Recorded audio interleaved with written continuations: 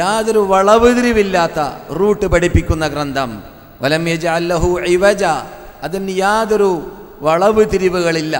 മറ്റേത് റൂട്ട്സുകൾ നാം പരിശോധിച്ചാൽ, ഏത് അല്പചിന്തകന്മാരായ മനുഷ്യ നിർമ്മിതമായ ഏത് റൂട്ട്സുകൾ, ഏത് തത്വങ്ങൾ, ഏത് ഇസങ്ങൾ പരിശോധിച്ചാൽ അവിടെയെല്ലാം കുറവുകൾ, വീഴ്ചകൾ കണ്ടെത്താൻ സാധിക്കുന്നതാണ്. അതേ സമയത്ത് ഖുർആനിനെ കുറിച്ച് പഠിക്കാൻ വേണ്ടി മുസ്ലിങ്ങളുടെ നാട്ടിലേക്ക് ചെന്നെത്തിയതായ ഓറിയന്റലിസ്റ്റുകാർ വരേക്കും ഖുർആൻ പഠിച്ച ശേഷം വെറും മത്സര ബുദ്ധി കൊണ്ട് വിമർശിച്ചു എന്നല്ലാതെ അവരുടെ മനസാക്ഷി വരെ സ്വീകരിക്കാത്ത രൂപത്തിലുള്ള വിമർശനമാണ് അവർ നടത്തിയത്.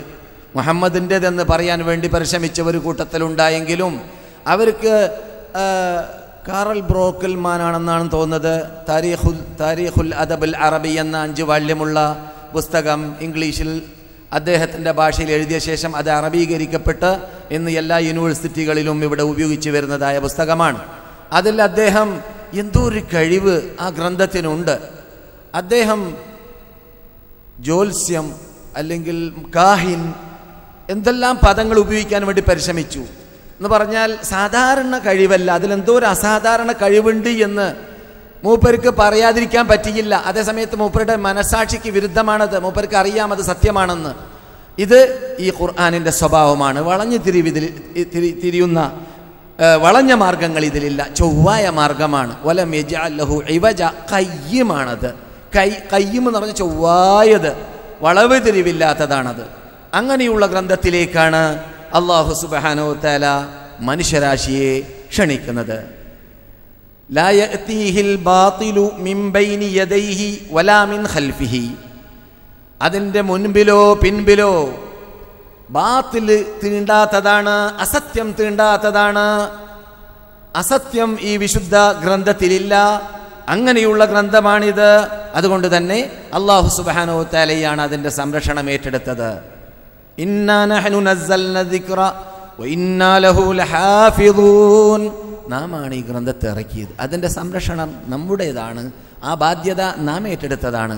അതുകൊണ്ട് തന്നെ നമുക്കറിയാവുന്നതുപോലെ ഇൻ്റർനെറ്റ് യുഗത്തിൽ ധാരാളം പേര് ഇൻ്റർനെറ്റിലൂടെ ചവറ്റുകൊട്ടകളെന്ന് ഞാൻ പറയാറുള്ളത് പോലെ ആ രൂപത്തിൽ ഉപയോഗിക്കുന്നവരെ സംബന്ധിച്ചിടത്തോളം അത് ഫിറ്റായ പദമാണ്.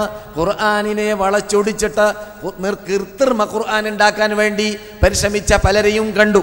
എന്നിട്ടോ അവർ ഉണ്ടാക്കിയതായ കൃത്രിമ ഖുർആനിൽ കരിഞ്ചന്ത ഉണ്ടാക്കുവാനോ ഖുർആനിനെ അത് മനുഷ്യനിർമ്മിതമാണ് എന്ന് തെറ്റിദ്ധരിപ്പിക്കുന്ന രൂപത്തിൽ പോലും ചർച്ച ചെയ്യാനോ സാധിക്കുകയില്ല എന്നൊരു പ്രത്യേകതയാണ് ഈ ഇജാസ് എന്ന് പറഞ്ഞാൽ. ഇജാസ് എന്നൊരു കഴിവ് ഖുർആനുണ്ട്. ഖുർആനിനെ തള്ളിപ്പറയാൻ ഉദ്ദേശിക്കുന്ന സന്ദർഭത്തിൽ അവനിൽ കഴിവുണ്ടെങ്കിൽ തന്നെ ആ കഴിവില്ലാതെയായി പോകും എന്നാണ് നല്ലൊരു ശതമാനം പണ്ഡിതന്മാർ ഈ ഇജാസിന് അർത്ഥം വെച്ചത്. ഖുർആനിൻ്റെ ഈ ഇജാസ് അതിനുള്ള അമാനുഷികത്വ കഴിവെന്ന് പറഞ്ഞാൽ അത് ഉണ്ടാക്കണമെന്നോ അതിനെ തള്ളിപ്പറയണമെന്നോ തീരുമാനിക്കുന്ന വിഭാഗത്തിന് ആ സന്ദർഭത്തിൽ അതിന് സാധിക്കുകയില്ല.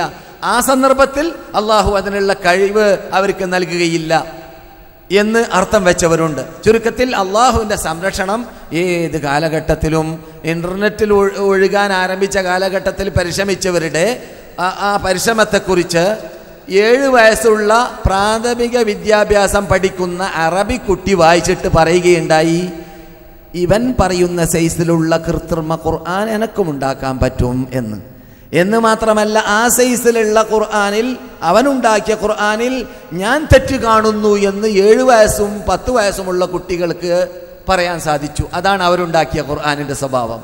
ഏത് അവരുണ്ടാക്കിയതായ കൃത്രിമ ഖുർആനിൽ അറബി ഭാഷ കൈകാര്യം ചെയ്യാൻ അറിയുന്ന കുട്ടികളല്ല, മറിച്ച് മാതൃഭാഷ അറബിയായതായ കുട്ടികൾ മാത്രം 10 വയസ്സുള്ള കുട്ടികൾ കണ്ടിട്ട് ഇത് യഥാർത്ഥത്തിൽ സാഹിത്യശൈലിയല്ല എന്നിവരെ പറഞ്ഞതായ സംഭവം ഞാൻ ഏതോ സന്ദർഭത്തിൽ കുറച്ച് വർഷങ്ങൾക്ക് മുമ്പ് ഇൻ്റർനെറ്റ് വ്യാപകമാകുന്നതിന് മുമ്പായി ചില ആൾക്കാർ കൃത്രിമമായി ഖുർആനിനെ തള്ളിപ്പറയാൻ വേണ്ടി പരിശ്രമിച്ച രംഗത്തിൽ പറഞ്ഞതായി ഓർക്കുന്നു. പറഞ്ഞു വരുന്നത്, നാം ചർച്ച ചെയ്ത് വരുന്നതായ ഖുർആൻ, ഇന്ന ഹാദൽ ഖുർആന യഹ്ദീ ലില്ലതീ ഹിയ അഖ്വം വയുബശ്ശിറുൽ മുഅ്മിനീന അല്ലദീന യഅമലൂന സ്സാലിഹാതി അന്ന ലഹും അജ്റൻ കബീറാ.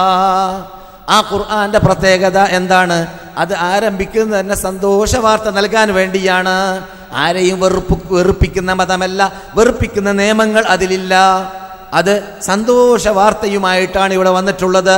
വയുബശ്ശിറുൽ മുഅ്മിനീന അല്ലദീന യഅമലൂന സ്സാലിഹാത്ത്. സൽക്കർമ്മങ്ങൾ ചെയ്യുന്നവർക്ക് സന്തോഷ വാർത്ത നൽകുന്നു. എന്താണ് സന്തോഷ വാർത്ത? അന്ന ലഹും അജ്റൻ കബീറാ. അറ്റമില്ലാത്ത മഹാപ്രതിഫലം അവർക്കതിലൂടെ ലഭിക്കും എന്ന്. അതുകൊണ്ട് നാം ഇന്ന് ചർച്ച ചെയ്യാൻ തീരുമാനിച്ചതായ വിഷയമാകുന്ന ഖുർആനിലേക്ക് എന്ന ആ വിഷയം യഥാർത്ഥത്തിൽ നീണ്ട സബ്ജക്റ്റാണ്. നീ ഖുർആൻ ചൊവ്വായ ഗ്രന്ഥമായ ചൊവ്വായ പാതയിലേക്ക് തെളിക്കുന്നതായ ഈ വിശുദ്ധ ഫുർഖാൻ അലീമിൽ ആഴത്തിലിറങ്ങി പഠിക്കാൻ വേണ്ടി തീരുമാനിച്ചവർക്കുണ്ടാകുന്നതായ ആസ്വാദനം അല്ല, സാധാരണക്കാർ വരെ, അർത്ഥമറിയാത്തവർ വരെ അതിലൂടെ ആസ്വദിക്കുന്നുണ്ട്. അതുകൊണ്ടാണ് നിങ്ങളിവിടെ വന്നത്. നിങ്ങൾ എന്തിനു വന്നു? നിങ്ങൾ എന്നിട്ട് നല്ലൊരു ശതമാനം പേർ അറബി അറിയാത്തവരാണ്. ഖുർആൻ നേരിട്ടിട്ട് ഓതിയാൽ അർത്ഥമറിയാത്തവരാണ്, അല്ലേ? അത് സംശയമില്ലാതെ സംശയം മറ്റ് പറയാൻ പറ്റുന്ന യാഥാർത്ഥ്യമാണ്. എന്നാലും നിങ്ങൾക്ക് ഒരാഴ്ചയിൽ ഒരു ദിവസമെങ്കിലും ഖുർആൻ കേൾക്കണമെന്ന് പൂതി. എന്താണത്? അതിലൂടെ ആസ്വദിക്കണമെന്ന ആഗ്രഹമാണ്. അത് ആസ്വദിക്കാൻ പറ്റുന്ന സാധനമാണ്. അതിലൂടെ ആത്മാവിന് വളർച്ചയുണ്ടാവുന്നുണ്ട്. അതിലൂടെ ആത്മാവിന് എന്തെന്നില്ലാത്ത ആസ്വാദനം ഉണ്ടാവുന്നുണ്ട്. ഇങ്ങനെയുള്ള ലീവ് ദിവസങ്ങളിൽ വിനോദാഭാസങ്ങൾ കണ്ട് ആസ്വദിക്കുന്നവരെയെല്ലാം ഒഴിവാക്കിയിട്ടാണ് നിങ്ങൾ വന്നിട്ടുള്ളത്. നിങ്ങളുടെ കൂടെയും അതുണ്ടായിരിക്കാം, എന്നാലും പോരാ, ഇത് കേൾക്കണമെന്ന നിർബന്ധമാണ് നിങ്ങൾക്ക്.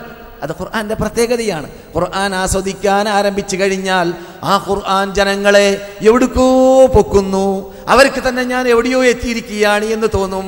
ഞാൻ ഖുർആനിൻ്റെ ഉടമയാണ്, ഞാൻ ലോകാത്ഭുത ഗ്രന്ഥത്തിൻ്റെ ഉടമയാണ്, ഞാൻ അതിൽ വിശ്വസിക്കുന്ന ആളാണ്, ഞാൻ അള്ളാഹുമായിട്ട് അതിലൂടെ ബന്ധം പുലർത്തുന്ന ആളാണ് എന്ന ആ വിശ്വാസത്തിലേക്ക് എത്തുമ്പോൾ മാനസികമായിട്ട് തന്നെ വളർച്ചയുണ്ടാകുന്നു, ഒരു മനോധൈര്യമുണ്ടാകുന്നു. ഈമാനിന് മറ്റുള്ളവർക്കുണ്ടാവാത്തതായ ഒരു പ്രത്യേക കഴിവും ശക്തിയും ഉണ്ടാകുന്നു. അതിലൂടെ നമസ്കാര ടൈമിൽ നമസ്കരിക്കാൻ സാധിക്കുന്നു, നോമ്പ് പിടിക്കാൻ സാധിക്കുന്നു, സക്കാത്ത് കൊടുക്കാൻ സാധിക്കുന്നു. വളരെ ചെറിയ ചെറിയ പ്രശ്നങ്ങൾ ആ ഖുർആൻ പറയുന്നതിനെ കുറിച്ച് മനസ്സിലാക്കി പഠിച്ച് ഗ്രഹിച്ച് അത് ഫിറ്റാക്കണമെന്ന ആ ആത്മവീര്യമുണ്ടാകുന്നു. ഇതൊക്കെ എന്തിലൂടെ വരുന്നു? ആ ഖുർആനുള്ള പ്രത്യേക കഴിവാണത്. അത് ഉൾക്കൊണ്ടവർ പണ്ട് അത് കയറി കഴിഞ്ഞപ്പോൾ, അത് കയറേണ്ടതുപോലെ ഹൃദയത്തിൽ കയറി കഴിഞ്ഞപ്പോൾ ചലിക്കുന്ന ഖുർആൻ, നടക്കുന്ന ഖുർആൻ, പ്രസംഗിക്കുന്ന ഖുർആൻ, സംസാരിക്കുന്ന ഖുർആൻ, പ്രവർത്തിക്കുന്ന ഖുർആൻ ആയി മാറി. അതുകൊണ്ട് തന്നെ അവരെ കാണുമ്പോൾ പേടിയായിരുന്നു.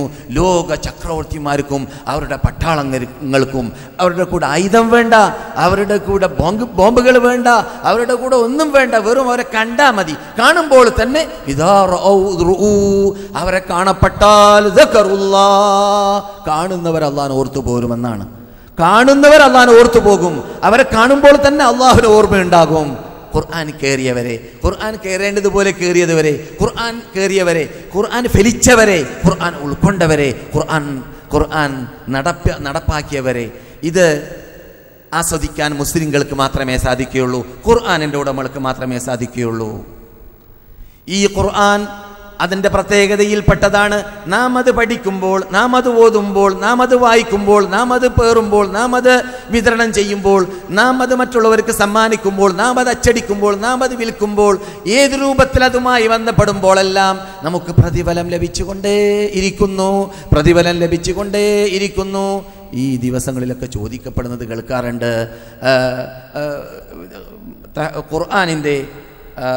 ഖുർആൻ മാത്രം ഓതുന്നതായ ചാനലുകളിൽ ഖുർആൻ റേഡിയോയിൽ കൂടി കേട്ടാൽ, ടൈപ്പ് റിക്കാർഡിൽ കൂടി കേട്ടാൽ പ്രതിഫലമുണ്ടോ എന്ന് മറുപടി ഉണ്ട് എന്നാണ്. ഉണ്ട്. പക്ഷെ നേരിട്ട് ഓതണം, എന്നാൽ അതിൻ്റെ പരിപൂർണത കിട്ടുകയുള്ളൂ. നേരിട്ട് പഠിക്കണം, എന്നാൽ അതിൻ്റെ പരിപൂർണത കിട്ടുകയുള്ളൂ. അല്ലാത്ത പക്ഷമോ വളരെ പ്രതിഫലം കിട്ടും, സംശയമേ ഇല്ല. അത് കേട്ട് ആസ്വദിച്ചാൽ, കേട്ടിട്ട് ആ നാം ഉള്ള അന്തരീക്ഷം, കാറാണെങ്കിൽ കാർ, ബിസിനസ് മേഖലയാണെങ്കിൽ അത്, റൂമാണെങ്കിൽ റൂം, മറ്റു ശബ്ദ കോലാഹലങ്ങളും നടന്മാരുടെയും ഗായകന്മാരുടെയും ലോകത്തിൽ അറിയപ്പെട്ടതായ അനാചാരത്തിൽ റാങ്ക് നേടിയതായ വിഭാഗത്തിൻ്റെയും ശബ്ദ കോലാഹലങ്ങൾക്ക് പകരം അള്ളാഹിൻ്റെ കലാം കേട്ടിട്ടാണ് ആസ്വദിക്കുന്നതെങ്കിൽ അതിലൂടെയാണ് അന്തരീക്ഷം. അത് ടേപ്പ് റിക്കാർഡിൽ കൂടിയാവട്ടെ, മറ്റു ഏതെങ്കിലും ആധുനിക മാധ്യമങ്ങളിൽ കൂടിയാവട്ടെ അന്തരീക്ഷം ശുദ്ധീകരിക്കുകയാണെങ്കിൽ തീർച്ചയായിട്ടും ഫലം ലഭിക്കുമെന്ന് തന്നെയാണ് ഇവിടുത്തെ പണ്ഡിതന്മാർ മറുപടി പറയുന്നത് നാം കേൾക്കാറുള്ളത്. അതൊക്കെ നമുക്ക് ഖുർആനിലൂടെ ആസ്വദിക്കാനുള്ളതായ മാർഗങ്ങളാണ്. പലരും അറിഞ്ഞിട്ടോ അറിയാതെയോ ഈ യുഗത്തിൽ അനിസ്ലാമിക മാധ്യമങ്ങൾ വ്യാപകമായ യുഗത്തിൽ ഒന്നിരിക്കലോ മ്യൂസിക്കുകളും ഹാർമോണിയങ്ങളും മറ്റു രൂപങ്ങളിലുള്ളതായ അള്ളാഹുവിനെ വെറുപ്പിക്കുന്ന പിശാചിനെ ഇഷ്ടപ്പെടുത്തുന്നതായ ശബ്ദ കോലാഹലങ്ങളിലൂടെയാണ് പലരും ആസ്വദിക്കാറുള്ളത്. അതിൽ നിങ്ങൾ പെടുകയില്ല എന്ന് എനിക്ക് വിശ്വാസമുണ്ട്. പെടരുത് എന്ന് പ്രത്യേകം ഉണർത്തുന്നു.